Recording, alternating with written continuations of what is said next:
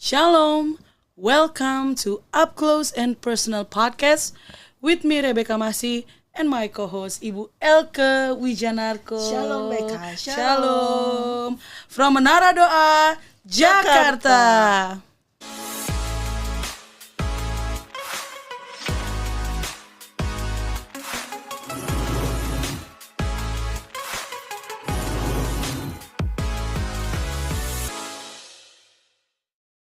Goal dari Menara Doa Jakarta adalah menjadi mempelai Kristus ya Bu. Ya. Yang menyongsong Kristus ketika nanti Tuhan Yesus datang kedua kalinya menjemput kita semua. Amin. Sama seperti Esther yang tertuang dalam kitab Esther, ketika Raja Ahasiweros ingin mencari permaisuri baru bagi dirinya, Esther sebagai calon dari permaisuri dikarantina dan selama 1 tahun dia ada perawatan ya, dari mungkin luluran tiap hari, terus dikasih wangi-wangian, terus mungkin banyak ya digosok gitu ya, terus perawatan rambut segala macam, sehingga kalau nyamuk ini langsung gitu licin, ya, jatuh. licin, halus, kinclong gitu ya. Dan sama seperti kita ya, sebagai calon mempelai Kristus yang adalah raja di atas segala raja. Amin. Treatmentnya bukan 1 tahun aja pastinya ya Bu ya. Seumur hidup kita pastinya kita harus dibersihkan, bukan saja secara fisik tetapi dibersihkan secara rohani dan jiwa yang kita perlu bersihkan setiap hari, ongoing dalam hidup setiap kita. Nah, hari ini kita nggak sendirian ya Bu. Iya, kita nggak sendiri. Hari ini spesial ya. Spesial. Kita ditemani oleh hamba-hamba Tuhan, 2 orang ibu yang luar biasa yang dipakai Tuhan. Ada Ibu Linda Sera. Shalom, Welke. Linda. Shalom Sis Beka. Shalom. Lalu ada Ibu Ratna Pelita. Shalom Ibu. Shalom, Ibu Ratna. Elke. Nah, saya percaya setiap kita adalah calon mempelai Kristus. Amin. Dan kita mempersiapkan yang pasti secara roh, jiwa dan tubuh gitu ya Bu. Iya, betul. Nah, yang terpenting itu adalah mempersiapkan roh kita gitu ya. Karakter kita yang lama seperti Esther tadi kan, digosok, dilulur, mungkin dikasih wangi-wangian segala macam sampai hilang dan nanti diganti dengan karakter yang disukai raja tentunya. Kalau mau jadi permaisuri raja kan harus menyukai apa yang disukai raja gitu ya. Nah, dalam rangka kita mempersiapkan hal tersebut ya, ketika nanti Tuhan Yesus datang menjemput kita sebagai mempelainya, hal apa aja nih yang udah ongoing ibu lakukan gitu. Iya. Siapa dulu nih? Boleh, Bu Linda? Oh ya, saya. Iya, pertama-tama saya harus menanamkan dalam pikiran saya bahwa saya itu bukan orang Kristen yang biasa aja, tetapi saya adalah calon mempelainya Kristus. Dengan demikian saya juga bersikap, berlaku bahwa saya ini mempelai Kristus. Jadi ketika saya harus mengalami yang namanya treatment itu ya, Sis Beka tadi sampaikan seperti Ratu Esther. Tentunya saya harus siap.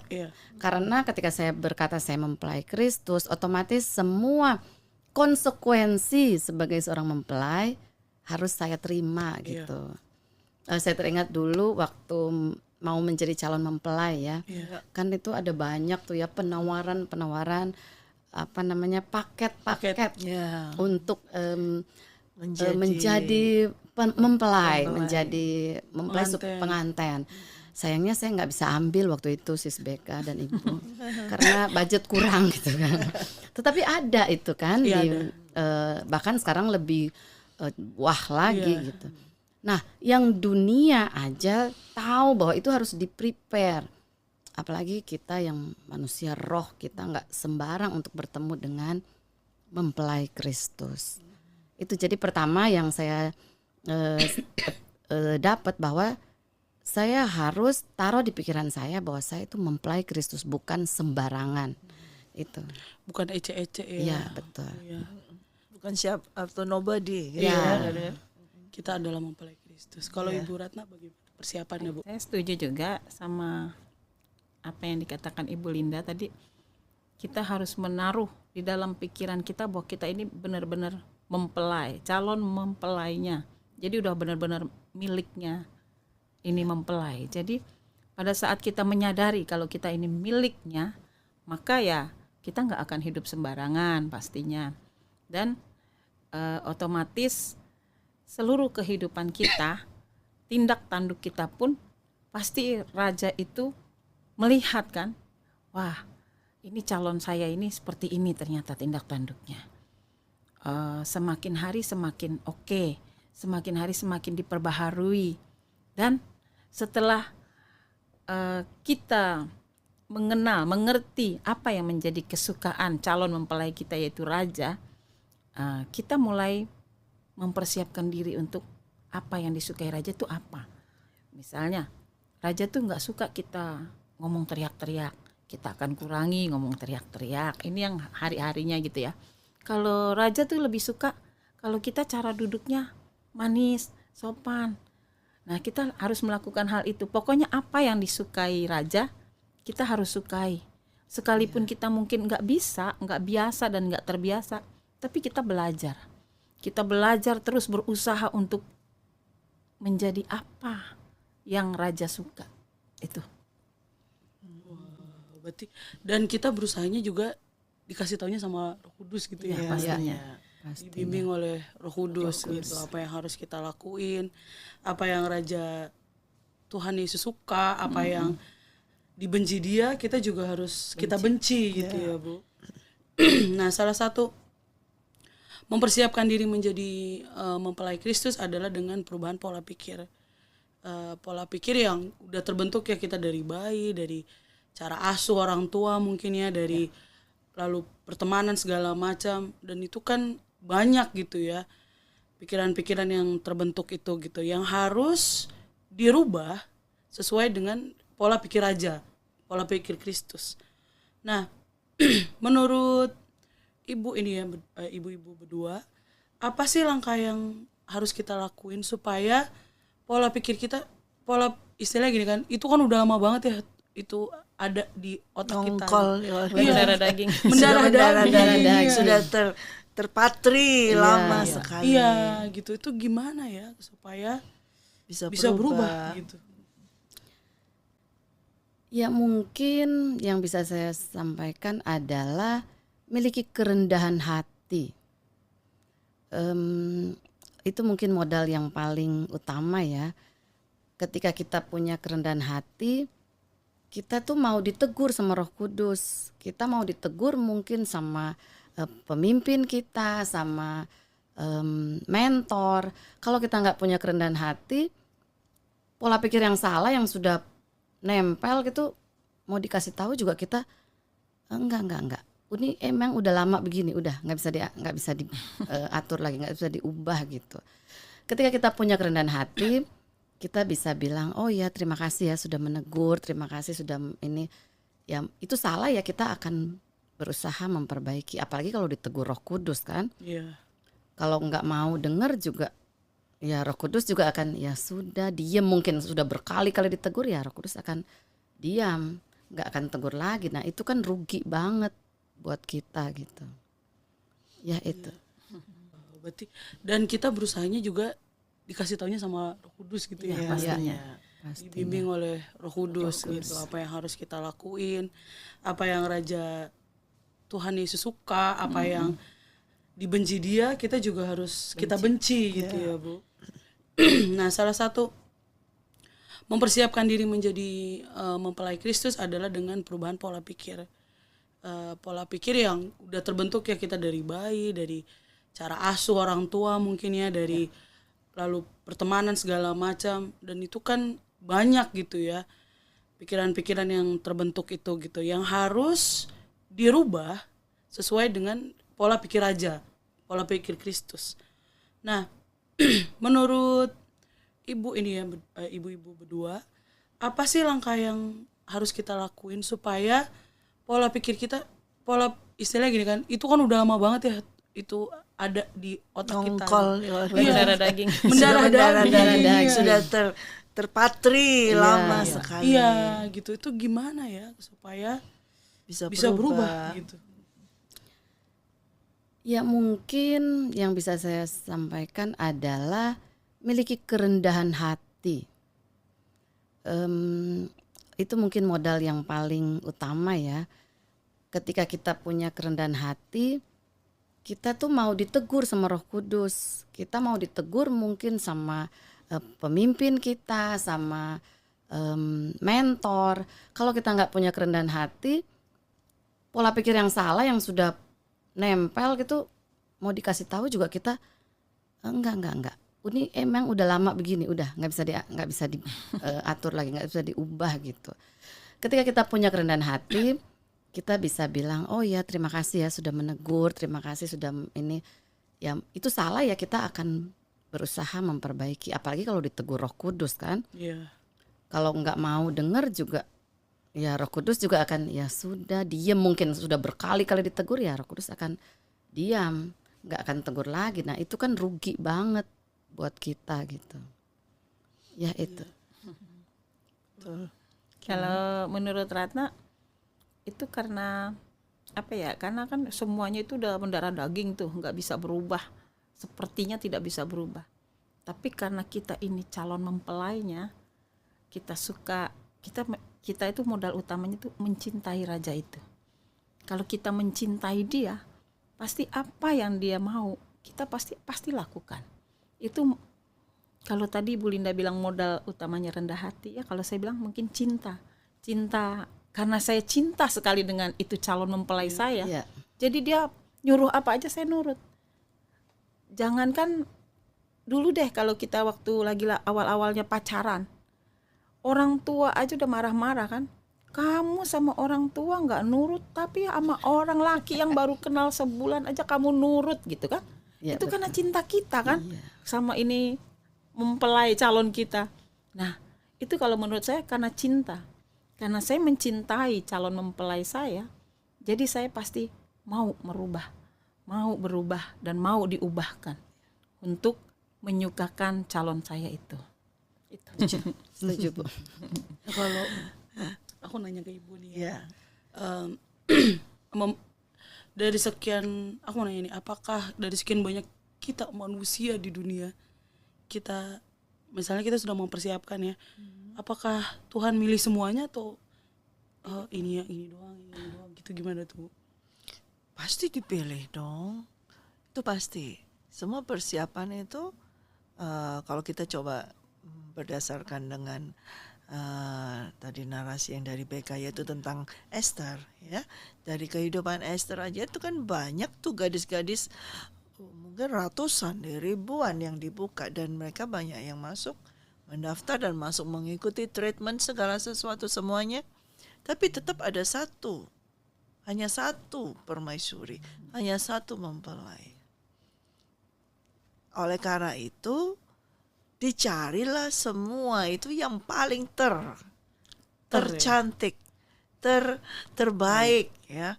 Itu yang dimasuk untuk bisa masuk menjadi mempelai daripada Kristus atau dari permaisuri. Contoh aja kayak pemilihan Miss Universe atau Miss World gitu kan.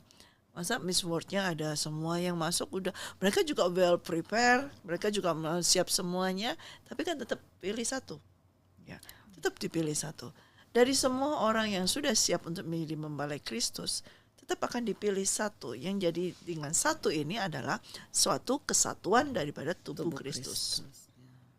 Ya, akan ada banyak orang-orang tapi nanti yang mau menjadi satu tubuh Kristus. Itulah mempelainya. Jadi bukan kita each person pribadi gitu ya, tapi menjadi satu tubuh Kristus. Gitu ya. Nah, ketika dalam kita mempersiapkan diri kita gitu ya, kita tadi dibilang kan harus mempunyai kerendahan hati ya Bu, teachable heart gitu, hati yang mau dirubah. Kalau misalnya gimana ya ngomongnya? Kalau misalnya kita, apakah itu adalah menjadi modal dasarnya Bu? Maksudnya, apakah teachable heart itu, hati yang rendah hati itu adalah menjadi modal dasar dari segalanya atau gimana? Itu dari semua ya, tentang semua itu pasti harus ada kerendahan hati. Siapa saja, bukan hanya untuk mempelai, ya. Karena nanti di dalam mempelai Kristus itu memang satu kan mempelai Kristus, tapi kan juga ada tamu-tamu undangan, itu juga membutuhkan suatu kerendahan hati. Kemudian ada pelayan-pelayan itu semua, dan itu juga harus ada kerendahan hati. Tapi syarat sebagai mempelai Kristus artinya adalah yang pertama memang dia harus betul-betul dicintai oleh rajanya, itu bisa jatuh cinta sama dia. Itu yang penting. Untuk bisa menjadi mempelai tentunya raja itu harus jatuh cinta kepada mempelai tersebut, dan juga mempelai tersebut adalah jatuh cinta kepada raja tersebut ya. Jadi ikatan bound to Christ-nya itu yaitu ikatan cinta yang kekal itu harus ada dulu dari semua itu.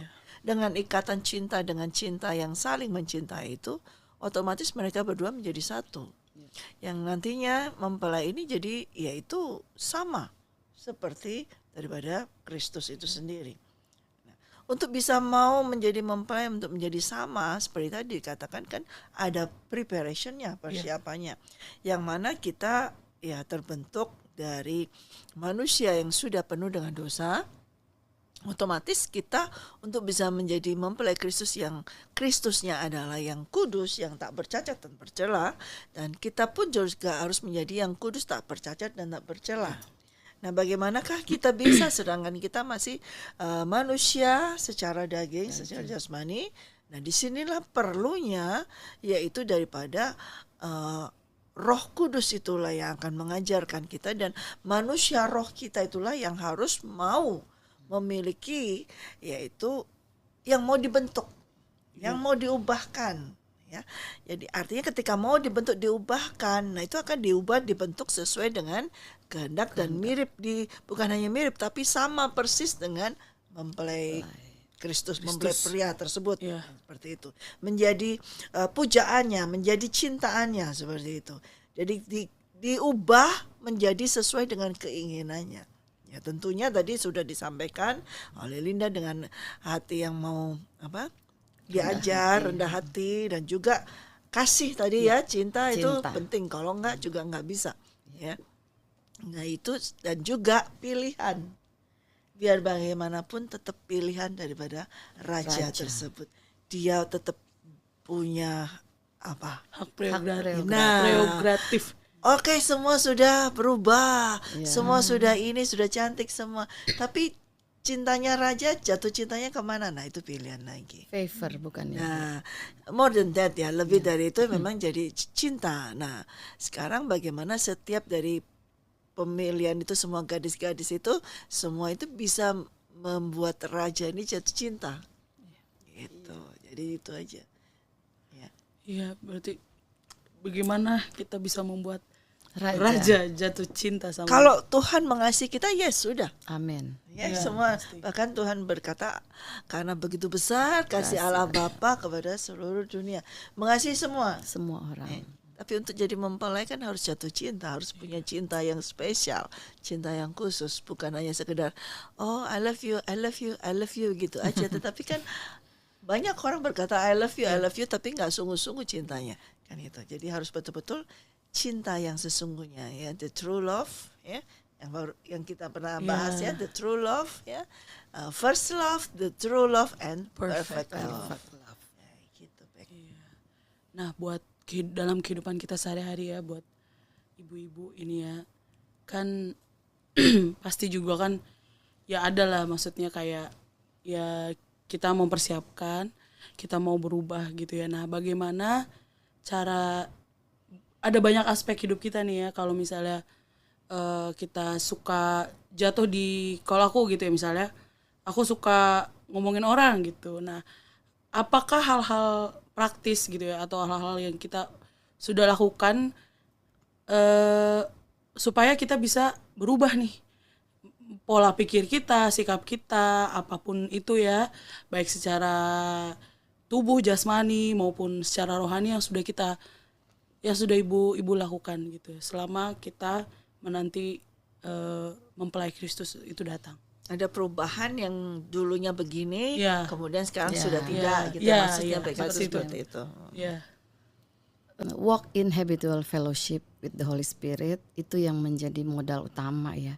Tentunya kalau misalnya seperti Sis BK atau saya deh juga misalnya mudah tersinggung, misalnya orang ngomongin apa terus langsung wah ternyata saya ini ya mudah tersinggung gitu. Ketika saya walk in habitual fellowship with the Holy Spirit, saya mungkin akan ya yang selama ini ya sudah praktisnya yang saya lakukan. Roh Kudus, aku kesel nih, aku marah, bisa nggak aku seperti ini? Mungkin akan Roh Kudus ingetin, enggak, jangan hidup dari perasaanmu seperti itu. Jadi ya saya akan oke, cabut dalam nama Yesus, cabut semua kemarahan misalnya atau tersinggung gitu, dalam nama Yesus dicabut. Jadi ya udah balik lagi seperti yang Roh Kudus mau. Juga seperti yang Bu Ratna sampaikan, kita akan melakukan apa yang mempelai kita suka. Mempelai kita kan nggak suka tuh celamitan gitu ya, ngomongin orang, gibahin orang, pasti nggak mau yang mempelai seperti itu kan. Jadi dia nggak suka begini ya, aku akan seperti itu, yang seperti yang mempelai saya mau aja gitu. Sudah ada perubahan. Sudah ada perubahan. Ya itu yang saya bilang Contoh Bu. itu ya. Contoh itu saya dulu sukanya maksudnya sensitif.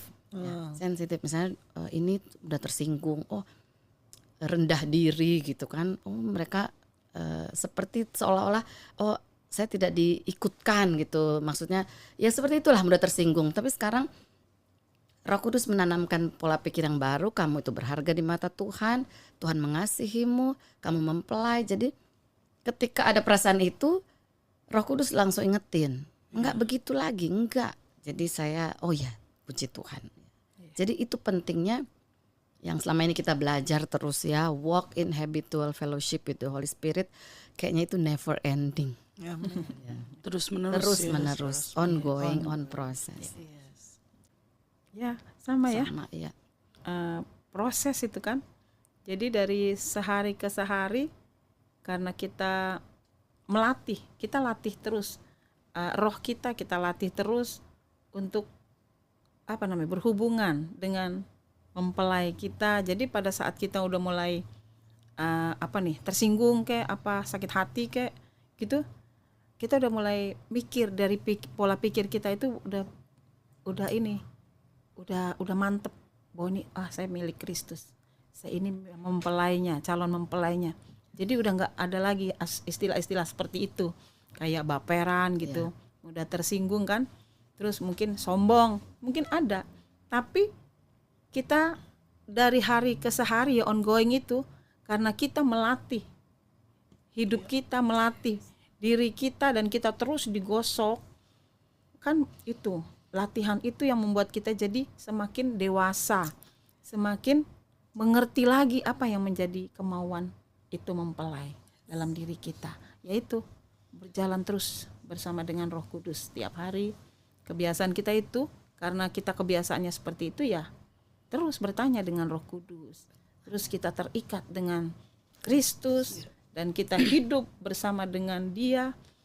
Yaitu, jadinya kita nggak akan lagi punya kerikil-kerikil kayak gitulah. Udah pasti, udah nancep dalam pikiran kita bahwa kita ini milik Kristus itu. Calon mempelainya. Kalaupun ada gitu ya. Kan kita namanya hidup orang lain yang kadang memang nggak setuju ya sama pikiran kita atau nggak bisa sama.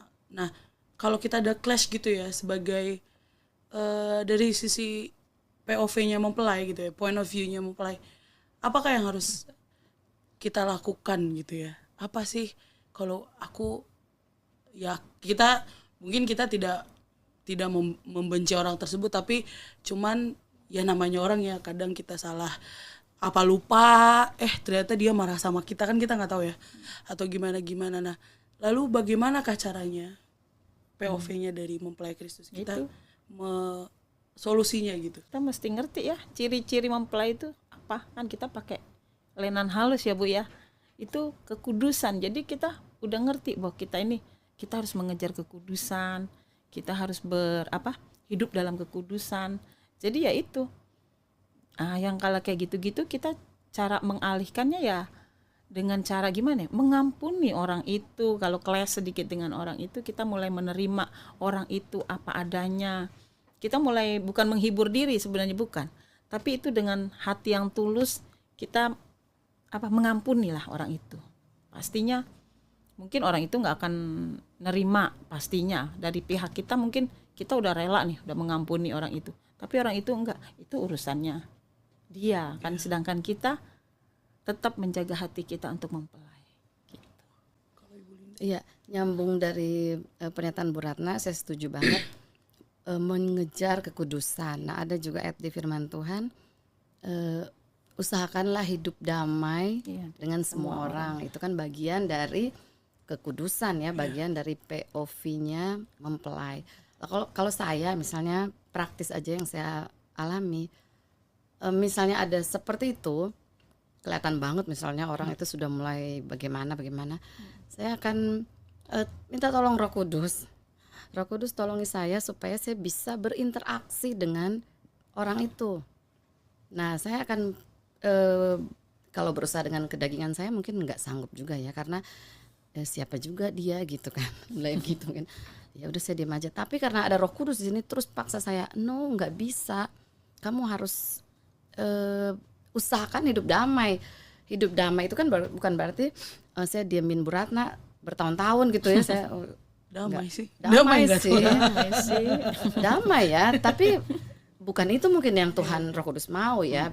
Ke saya, kamu usahakanlah untuk berinteraksi meskipun ketika saya menyapa kemudian tidak mendapatkan respon tapi awal-awalnya sih agak oh my God, kenapa ya dia ya.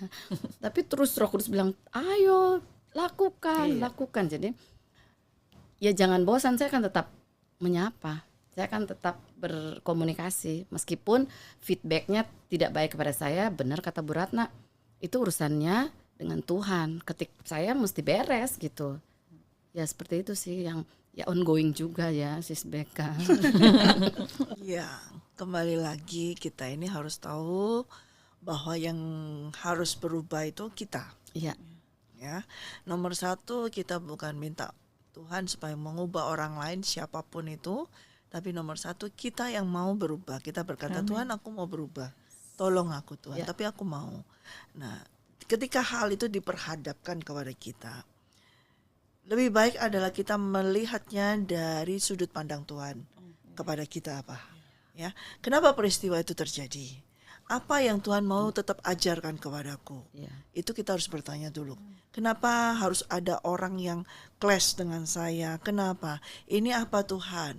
Kalau memang ada yang tidak benar di dalam saya, apa Tuhan yang saya belum tahu? Itu bongkar, dan ketika itu tahu saya akan mengakuinya. Saya itu kalau itu hal yang tidak engkau sukai, silakan Tuhan ambil Tuhan, saya tidak mau. Jadi setiap perkara itu kita harus bertanya dari sudut pandang Tuhan untuk kita apa? Apa yang harus kita pelajari? Apa yang harus saya pelajari lagi? Oh, saya seperti yang dikatakan harus mungkin di dalam harus berdamai, harus belajar untuk kita ternyata belum bisa let it go, kita belum bisa berdamai dengan orang, atau ya kamu harus tetap berjalan dalam kekudusan. Nah, apalagi? Nah, bagaimana selanjutnya? Kita tetap harus bertanya kepada Tuhan. Apa sih peristiwa ini yang Tuhan kehendaki untuk terjadi dalam kehidupan kita? Tujuannya apa? Ya. Untuk diri saya, oke Tuhan, seperti yang dikatakan, saya mau Tuhan, ya kan? Saya mau disuruh mau menyapa, saya mau Tuhan, saya sapa. Nah, kemudian ketika dilakukan itu, tapi ternyata tidak baik responnya. Nah, kenapa Tuhan orangnya, saya sudah melakukan, kenapa begini? Nah, terus lagi lakukan, berarti Tuhan mau ingin apa? Untuk melatih kesabaran kita, untuk membersihkan segala yang mungkin yang di dalam kita masih ada kotor. Ya, kalau lebih lagi, Tuhan mau katakan, misalnya contoh kalau di dalam saya, di kehidupan saya diberikan suatu tugas, tanggung jawab kepada Tuhan untuk mau terus mengajar, mau terus mendidik seseorang, mau terus menasehati seseorang. Saya ini diajar untuk menasehati seseorang. Itu nggak gampang loh Beka. Apa yang Tuhan tugaskan kepada saya untuk menasehati, mengajar itu nggak gampang. Karena tidak semua orang tuh mau dinasehati, mau diajar, ya. Tapi ketika saya diperintahkan oleh Tuhan, nah ini kembali lagi atas perintah Tuhan.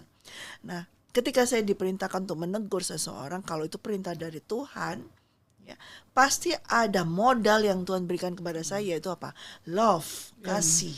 Dan itu ketika keluar menegur seseorang dengan kasih, walaupun harus keras, tapi kalau fondasinya itu adalah kasih, nah itu akan masuk dan membuat orang itu tersadar, oh iya saya seperti ini.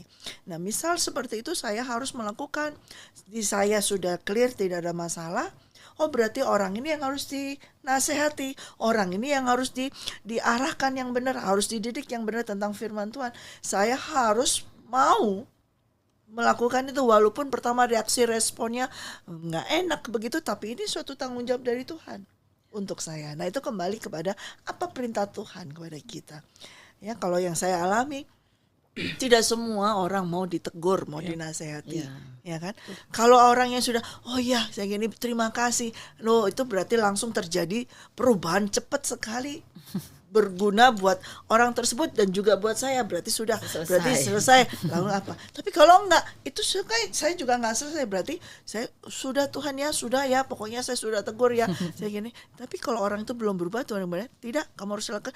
Aduh, itu ini lagi ya PR lagi, dan PR yang berat sekali, lebih berat daripada murid-murid yang di Bible Study itu. Ya kan? Karena apa? Kekerasan hati orang tersebut yang menolak. Tapi Tuhan katakan itu tugasmu, itu bagianmu. Nah itu yang sukar. Nah itu kembali kepada kita bertanya, apa ini ketika hadapi orang yang sinis yang gitu, ini tanggung jawabmu, kamu harus ini itu. Kita balik lagi, oh ini tidak, kamu harus melatih dirimu supaya ini. Nah itu kembali, Tuhan apa sih yang Tuhan kehendaki untuk diriku, apa pelajaran apa yang Tuhan mau ajarkan kepadaku, itu lewat segala sesuatu begitu. Berarti memang dari kita harus bukan POV kita tapi point of view-nya dari point of view Tuhan. dari Tuhan. Iya, itu Tuhan yang mau penting. apa gitu ya. Bagaimana cara menghadapinya, dan kita harus tetap berjalan bersama dengan Roh Kudus sehingga nanti Roh Kudus yang akan ngasih tahu gitu ya. Sometimes ada seperti Becca. Ada seperti point of view Tuhan adalah ketika ada orang Kristen gitu. Nah, sudut pandang saya adalah, aku mau ngajarin dia nih, aku mau tegur dia nih, mau nasihatin dia nih, ini harus diginiin, gini kan. Tetapi ternyata itu bukan point of view Tuhan, bukan tugas dari Tuhan untuk saya untuk tersebut. Tapi saya bandel nih, ya lakukan itu. Nah, orang itu tentu tidak akan merespon, dan Tuhan katakan, betul kan? Aku tidak nyuruh kamu, gitu. Nah itu pernah dulu saya lakukan itu. Oh dari situ saya belajar. Oke, kalau begitu pun saya harus tetap melihat dari sudut pandang Tuhan. Nah seringkali kita itu melakukan hal-hal yang tidak Tuhan perintahkan. Nah sehingga tidak ada hasil. Dan akhirnya mengecewakan, nusuk kembali ke kita lagi. Jadi Tuhan pikir salah sendiri. Aku nggak nyuruh kan, gitu. Seperti itu. Nah gitu Bek. Itu pernah saya alami sih. Dulu pernah saya alami. Berarti penting banget tanya sama Roh Kudus. Harus gitu. Iya, penting banget tiap hari ya, tiap saat gitu ya. Karena ya banyak sih aku juga pengalaman karena terburu-buru akhirnya rugi sendiri. Iya, pasti. Belum dijawab Tuhan udah aku ambil, udah aku lakuin gitu. Ending-endingnya aku sendiri gitu yang rugi. Nah, ya, dan setiap kita saya percaya setiap hari selalu diubahkan ya oleh Roh Kudus gitu ya. Dan kita mau belajar ya, mempunyai hati yang mudah diajar, mempunyai hati yang rendah hati, dan setiap hari juga kita rela untuk dikoreksi, digosok oleh Roh Kudus, dibersihkan setiap kerak-kerak membandel gitu ya. Semakin hari semakin cantik. Iya, semakin kinclong. Kinclong ya. Iya, terima kasih Bu Ratna. Terima kasih Bu Ratna. Terima kasih Bu Linda. Terima kasih Bu Linda. Singkat banget nih kayaknya. Singkat ya banget. Mungkin kita akan bisa buat episode next time. Iya, boleh ya. Ibu ini kita undang lagi. Iya, Terima kasih sudah mengundang kami. Terima kasih. Ya saya belajar banyak ya hari ini ya. Kadang POV-nya saya ternyata harus Tuhan. puji Bukan saya lagi gitu, tetapi Tuhan. Amin. Baik, sampai di sini dulu podcast kita pada hari ini. Terima kasih untuk support Bapak, Ibu, Saudara sekalian. Jangan lupa di like, subscribe, nyalakan lonceng, dan share podcast Up Close and Personal. Be ready for He is coming. God bless you. Bless